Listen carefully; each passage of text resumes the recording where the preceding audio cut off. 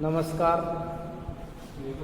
Gayatri PG college Sanchore की online class में आपका स्वागत है।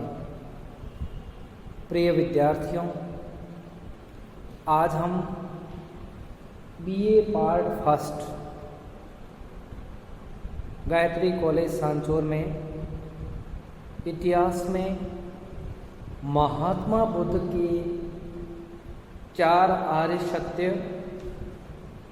और अष्टांगिक मार्ग के बारे में पढ़ेंगे।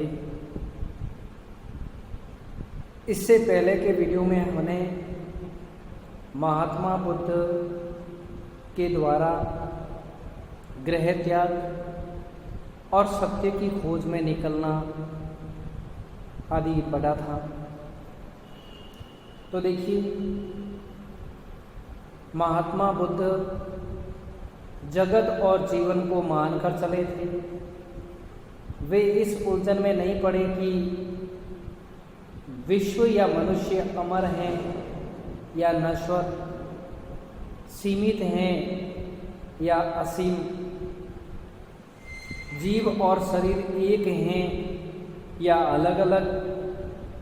जब किसी ने उनसे इन प्रश्नों का उत्तर देने का आग्रह किया तो भी वे मौन रहे या उन्हें निरर्थक समझकर हमेशा टालते रहे थे। उन्होंने जीवन को जैसा भी यह है वैसा मानकर व्यवहारिक दृष्टि से इसकी समस्या की खोज की और इस दृष्टि से उन्होंने अपने धर्म की इतनी अधिक नैतिक व्याख्या की कि कुछ विद्वानों ने तो यह कहना भी शुरू कर दिया था कि बौद्ध धर्म वास्तव में धर्म नहीं अपितु आचार शास्त्र है, परंतु यह मत भ्रांति मूलक है। ऐसा कहने वाले विद्वान भारतीय धर्म की संपूर्ण विशेषताओं से अपरिचित रहे होंगे। मूल बौद्ध धर्म कोई पृथक दर्शन भी नहीं है, क्योंकि बुद्ध ने सत्ता संबंधी किसी प्रश्न पर कभी अपना विचार प्रकट नहीं किया।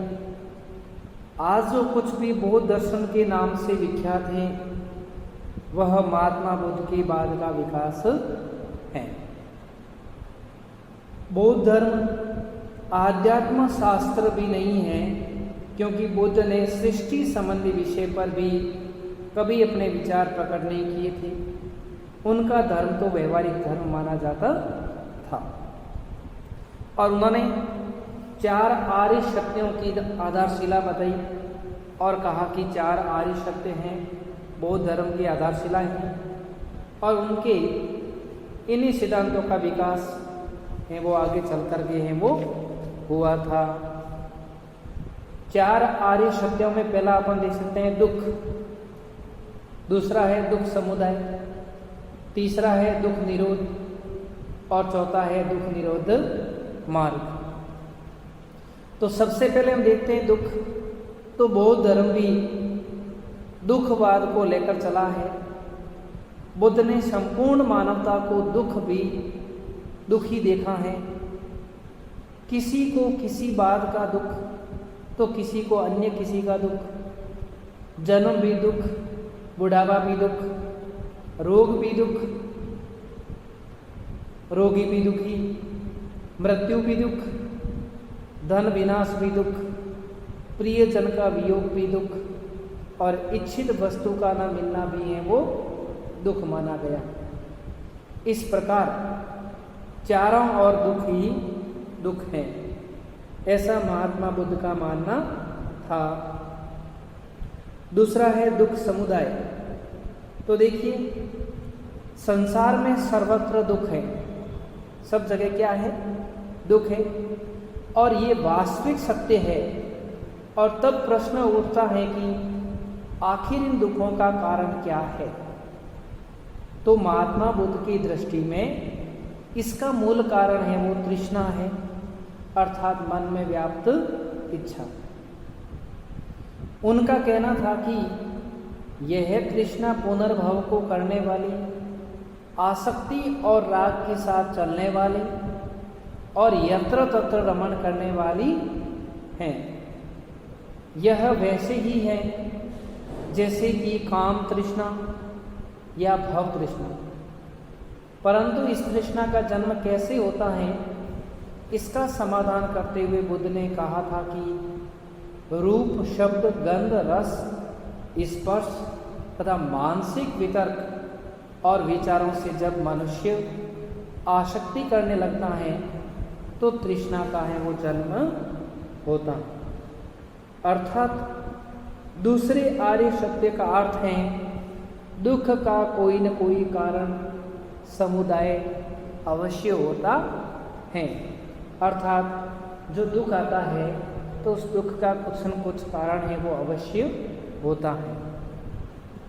नंबर 3, दुख निरोध। तो जिस प्रकार संसार में दुख है और दुख के कारण यानी समुदाय है, उसी प्रकार दुख निरोध यानी दुख से छुटकारा भी है वो संभव है। दुख के मूल कारण तृष्णा के मूलोच्छेदन से दुख से छुटकारा मिल सकता है। और उनका कहना था कि संसार में जो कुछ भी प्रिय लगता है, संसार में जिसमें रस मिलता है, उसे जो दुख स्वरूप समझेंगे और उससे डरेंगे, वे ही तृष्णा को छोड़ सकेंगे। रूप, वेदना, संज्ञा, संस्कार और विज्ञान का विरोध ही दुख निरोध माना जाएगा।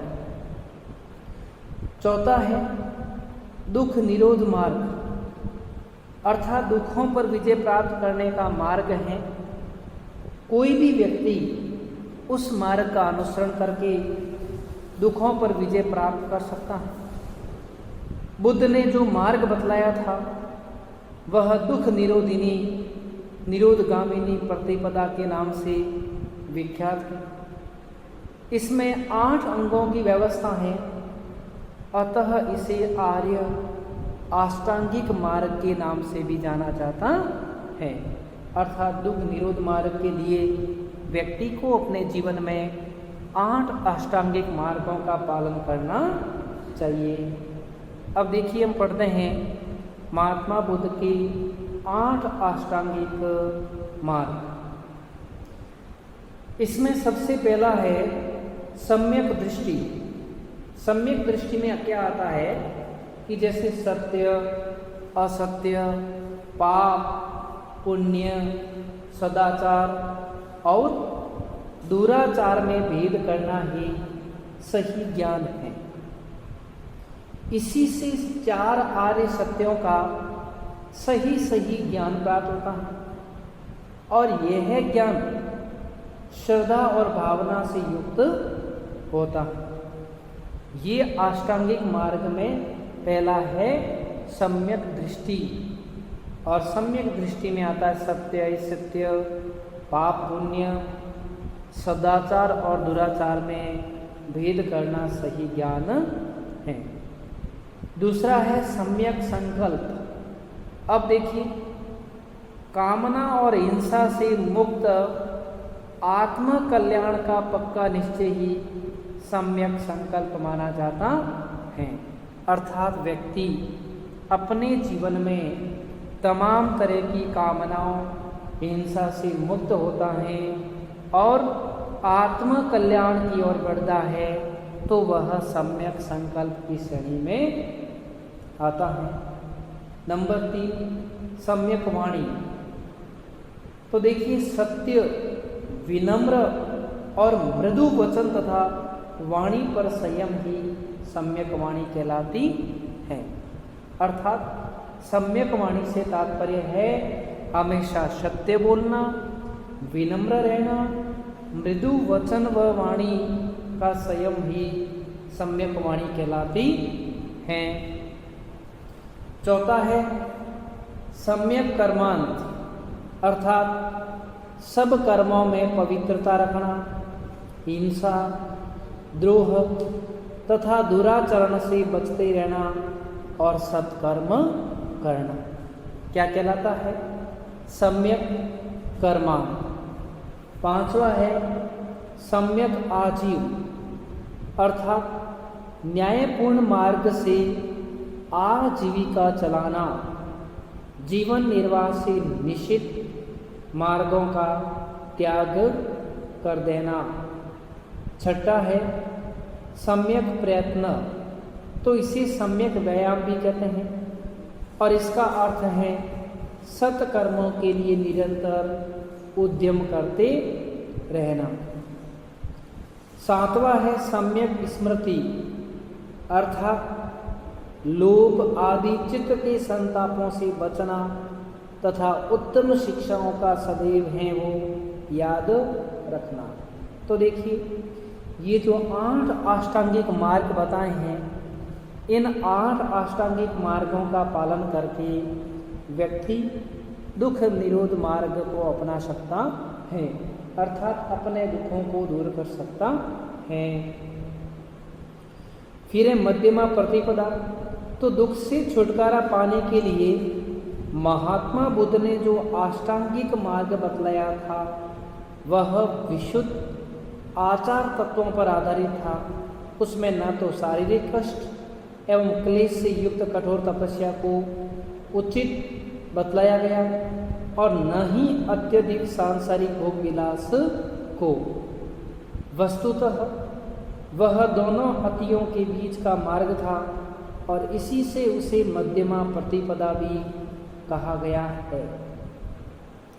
इसके पालन से मनुष्य निर्वाण पथ की ओर अग्रसर है वो होता है, अर्थात इनके पालन से मनुष्य का है वो मोक्ष होता है। फिर है 10 शील, महात्मा बुद्ध के 10 शील। तो देखिए अपनी शिक्षाओं में महात्मा बुद्ध ने शील या नैतिकता पर बहुत अधिक बल दिया है। उन्होंने अपने अनुयायियों को मन, वचन और कर्म से पवित्र रहने को कहा है। इसके लिए उन्होंने निम्नलिखित 10 शील है वो तैयार किए थे या उनका पालन करने के लिए कहा था। तो इसके लिए उन्होंने निम्नलिखित 10 शील हैं वो बताए थे। इन्हें हम सदाचार नियम कहते हैं। अब ये सदाचार नियम कौन कौन से हैं? नंबर 1, अहिंसा व्रत का पालन करना, अर्थात जीवन में कभी हिंसा नहीं करनी। नंबर 2, सदा सत्य बोलना। नंबर 3, अस्तेय अर्थात चोरी न करना। नंबर 4, अपरिग्रह अर्थात वस्तुओं का संग्रह न करना। नंबर 5, ब्रह्मचर्य अर्थात भोग विलास से है वो दूर रहना। नंबर 6, नृत्य गान का त्याग करना। नंबर 7, सुगंधित पदार्थों का त्याग। नंबर 8, असमय में भोजन का त्याग। नंबर 9, कोमल शैया का त्याग। नंबर 10, कामिनी कंचन का है वो त्याग करना। अर्थात महात्मा बुद्ध के अनुसार जीवन के 4 आर्य सत्य दुख, दुख समुदाय, दुख निरोध और दुख निरोध के उन्होंने 8 अष्टांगिक मार्ग बताए हैं जिनका पालन करना। इसके अलावा अपने जीवन में 10 शीलों का पालन करना, और जो व्यक्ति इनका पालन करता है तो उसे अपने जीवन में किसी तरह का कोई दुख है वो नहीं हो। तो सदाचार के नियमों में से प्रथम 5 जो नियम हैं वे महावीर स्वामी के अणुव्रतों के समान ही महात्मा बुद्ध ने दिए हैं, लेकिन बुद्ध के अनुसार इन 5 नियमों का पालन करना गृहस्थ अनुयायियों तथा साधु उपासकों दोनों के लिए आवश्यक है। अर्थात दोनों ही इसका पालन है वो कर सकते हैं और दोनों को पालन करने का है वो कहा महात्मा बुद्ध ने। इस प्रकार बौद्ध धर्म के शीलों के नियमों के पालन में भिक्षुओं की अपेक्षा गृहस्थों को अधिक ढील दी गई थी, अर्थात भिक्षुओं की अपेक्षा है वो गृहस्थ कार्य करने वालों को अधिक है वो ढील दी गई थी। धन्यवाद।